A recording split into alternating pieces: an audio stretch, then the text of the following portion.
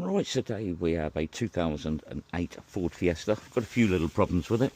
One of the main things that they're saying about is the fact that the battery keeps going flat on it.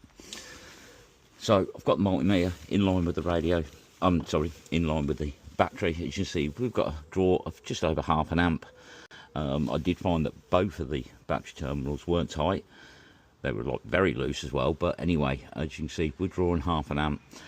Done loads of these in the past. Let me take you around to it. It's a very simple fix, this one, for the battery drain. I'll take you around.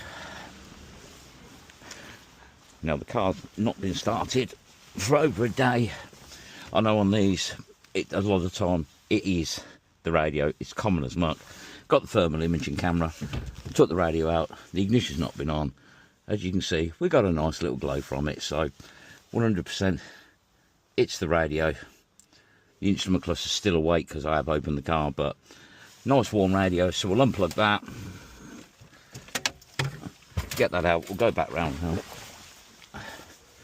And you will see, straight away we've dropped to 142 milliamps. Once the instrument cluster shuts down, that'll go nice and low. So, if you've got a Fiesta and you've got a drain, have a look. If you're drawing about half an amp, it's always the radio.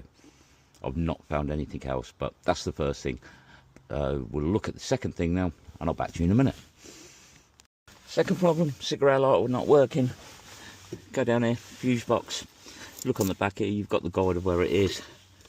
That fuse there was blown, and now that's the cigarette lighter done. Have a look at what else is wrong with it.